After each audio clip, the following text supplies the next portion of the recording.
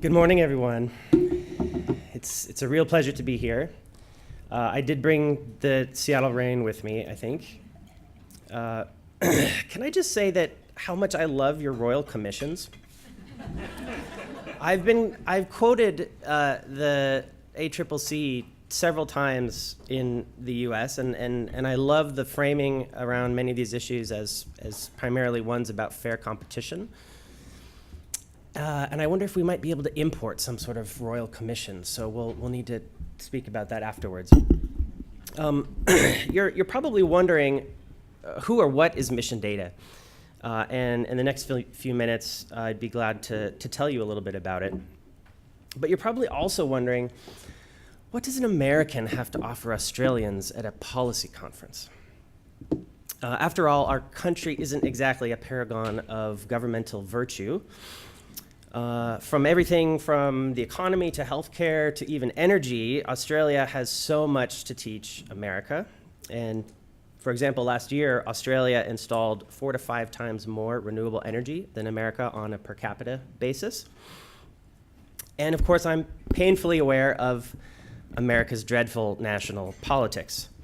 I feel compelled to offer an apology for the fire hose of bad news that comes out of Washington, D.C., from the outright corruption in Congress to the reality television star presently occupying the White House. Nevertheless, despite my government's great dysfunction and our president's shameful Twitter feed, there are, believe it or not, some exciting things happening in America, including in the energy sector. If you look not at our federal government, which generates most of the headlines, but at individual states, a very different picture emerges. For example, President Trump has made a show of his fight to preserve coal-fired power plants, not unlike some politicians here, I have heard. But at the state level, and it is the states that regulate electric utilities in the US, over 20 coal plants representing 15 gigawatts of capacity were shut down last year alone, the largest number of closures in history. There's a similar picture of progress at the subnational level that I'll share with you this morning as it relates to the portability of energy data.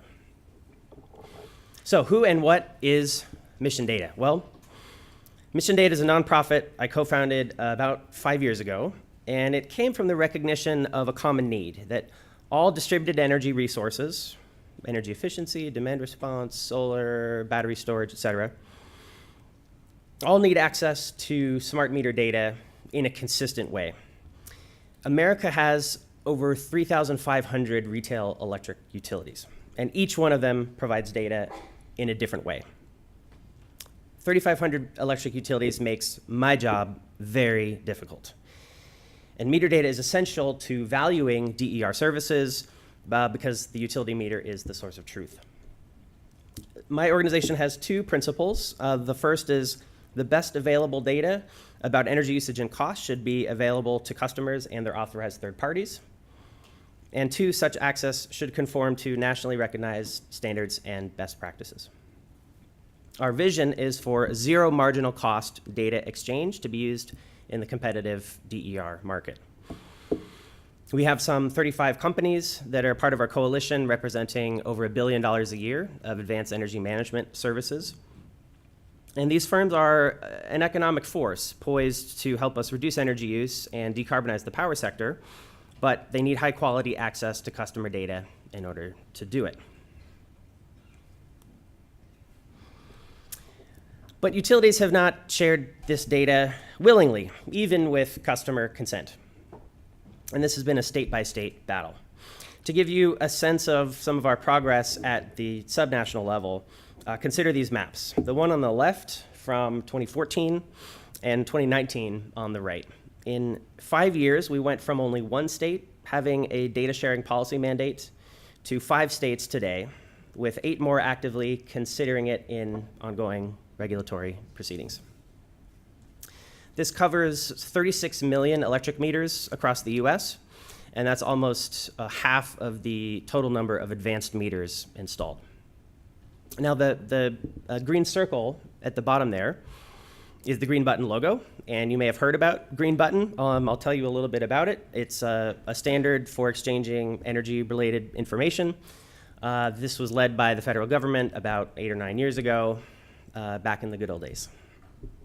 Now, it's important to note two versions of this standard. There's green button download my data and connect my data. Download my data allows you to log into your utility's website and download a file, which to be useful must be manually uploaded into another service. In contrast, connect my data is an application programming interface, or API, so the customer can log in, here's an example, to the utility's website and click a button that says, please send my energy information to a third party, like a smartphone app. And the information is automatically transferred directly from the utility to the app without passing through the customer. As you might expect, to download my data hasn't been terribly useful because most energy management applications require ongoing continuous access. So connect my data is what I advocate for. And the 36 million meter number that I referenced before refers to connect my data. Now, it's not a perfect standard, and I'll tell you a bit more about why later, but green button is the standard that we've got. To fully understand why energy data portability is so needed, and needed in America, you'll need to understand a bit of history. And so let me take you back to 2005, which was a very heady time in the energy sector. I co-founded a startup near Silicon Valley called Lucid, which focused on a building dashboard product, which was a real-time energy usage dashboard for commercial buildings. And at this time, utilities were installing smart meters that were supposed to bring forth a cornucopia of energy management services and connected home appliances. Our water heaters and dishwashers were supposed to automatically balance out the intermittencies of wind power, and consumers were finally going to become participants rather than merely spectators in our collective energy demand.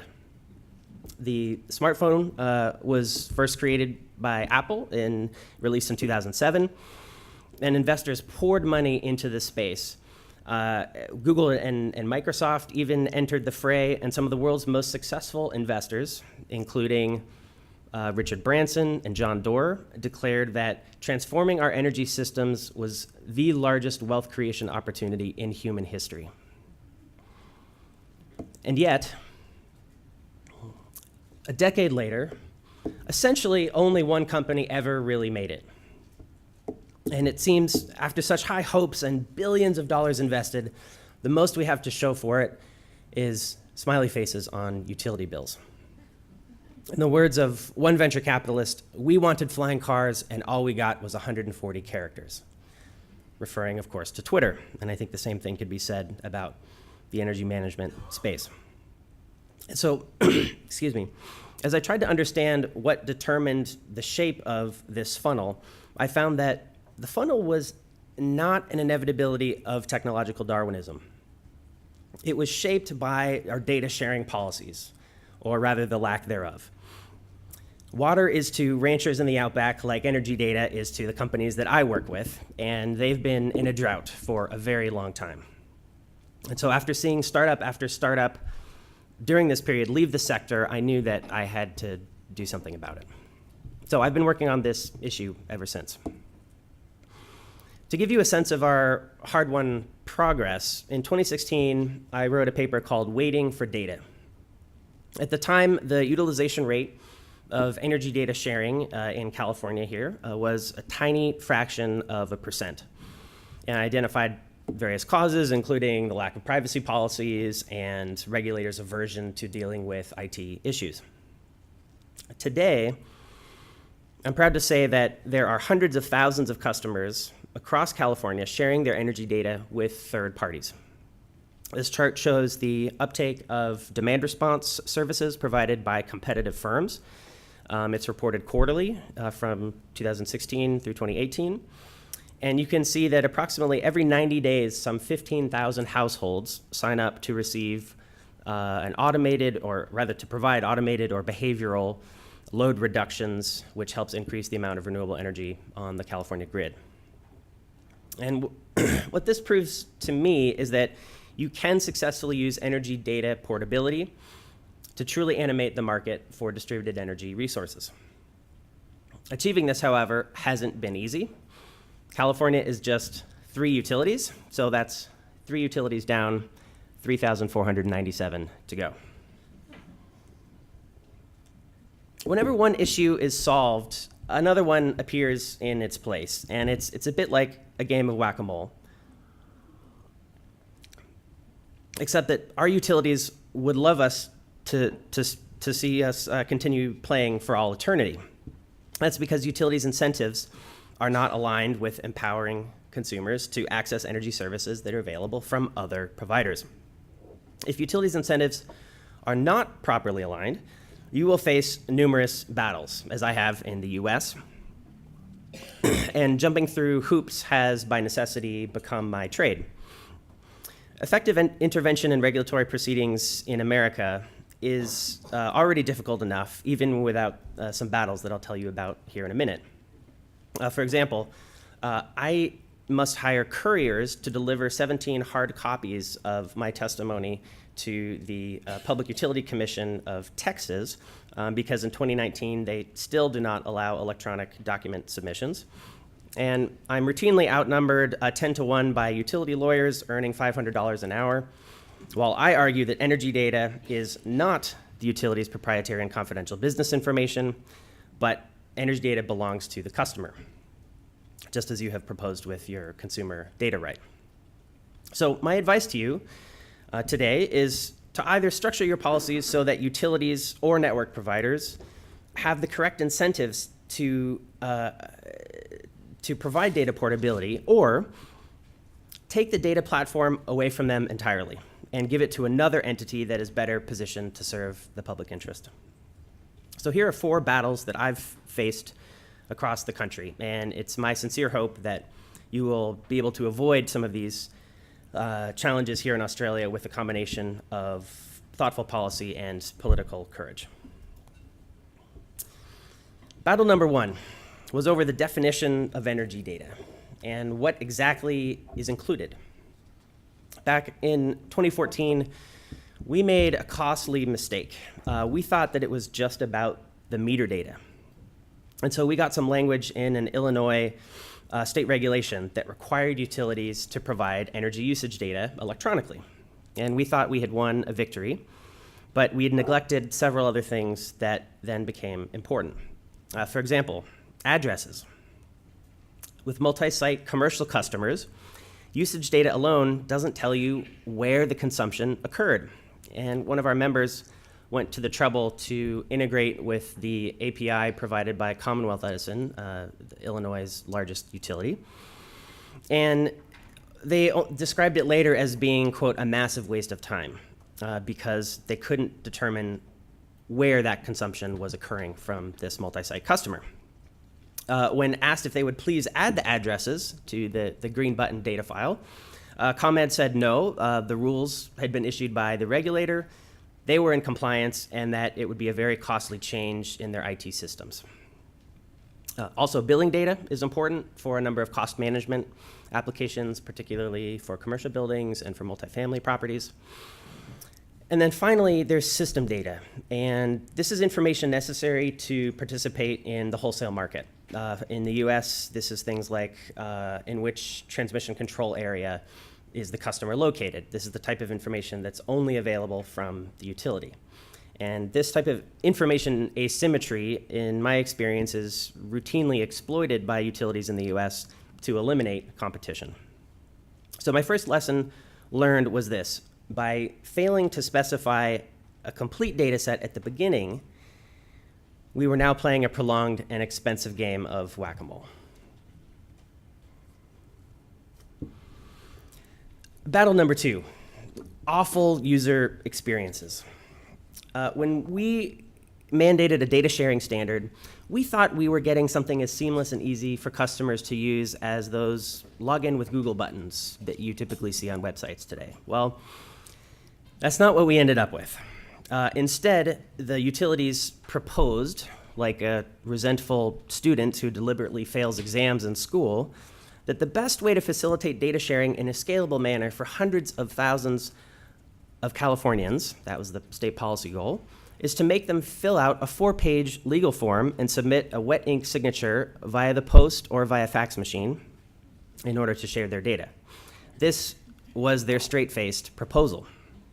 The online version, when it finally became available, wasn't any better. In fact, it was a Kafkaesque labyrinth. We discovered, much to our dismay, that the green button standard is silent on user experience. So utilities could claim, disingenuously in my mind, that they were meeting their obligations. So when you have the wrong incentives, my second lesson learned was this. If you give utilities the smallest loophole, in this case, discretion in designing user experience, they will exploit it with aggressively obstructionist behavior. Battle number 3, IT glitches. We have 2 to 3 years of operational experience with Green Button Connect systems, and occasionally we have seen some horrific system performance that had it occurred outside the utility sector, those managers would surely have been fired, but they weren't. One glitch was the data delays. So when a customer clicks the share button, it could take hours, days, or sometimes even weeks for that data to reach its intended recipient. Another was sending the wrong data. So what the customer sees on the utility's website could be completely different from the information transmitted to the third party. And you can imagine how difficult that makes settlement at the wholesale market operator. Third was extensive unplanned IT outages. In one case, the system in Texas went offline for a period of 2 weeks with no accountability whatsoever. And then finally, there's poor conformance with the standard, with major utilities claiming that they follow the green button standard, but a simple validation website, like this one shown here, shows that they in fact don't. So my lesson learned was this. Without the right incentives, utilities will neglect these IT systems with a kind of nefarious incompetence. The fourth and final battle has been about privacy. And it's tempting to believe utilities when they say that they couldn't possibly provide data portability because of privacy concerns. And I liken this to my favorite Dilbert cartoon. For those of you who maybe can't see it, Mordak, the preventer of information services, says, "Security is more important than usability. In a perfect world, no one would be able to use anything." If security is your only goal, then in the ideal world, there would be no smart meters, there would be no utility websites, and there'd be no internet. Clearly, that's absurd. My lesson here is that utilities will use privacy breaches as a persuasive scare tactic to prevent meaningful action on data portability. Here's the thing about privacy. It's really easy for government to take a tough on privacy stance while dismissing the important nuances that arise when a customer wants to share their energy data. Rigorous privacy mandates can become blunt instruments, as I think was best illustrated with a conference app, rather like the one we have here today. America's annual Conference of State Regulators had an app for their conference. There's just one problem. The app violates the privacy rules that those state regulators put in place.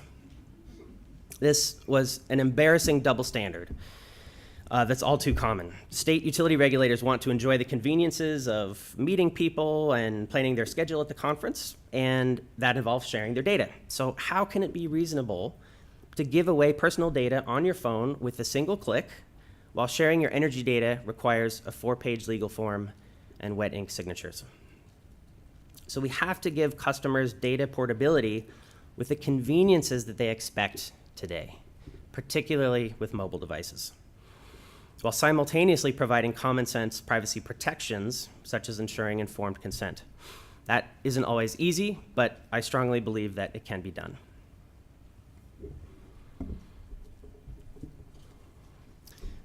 This was an article I wrote about the app violating the privacy policies, and needless to say, it wasn't terribly popular amongst state regulators. So I'm very excited about the consumer data right, and as you begin to make it a reality, I hope you can avoid some of the mistakes that America has made. As I said, if you want to avoid the battles of deliberately poor user experiences and subpar IT systems, if you want to keep MORDAC, the Preventer of Information Services, at bay, you'll need to make a tough decision. And that decision is this. Can you create policy so that network providers and possibly retailers have the right incentives?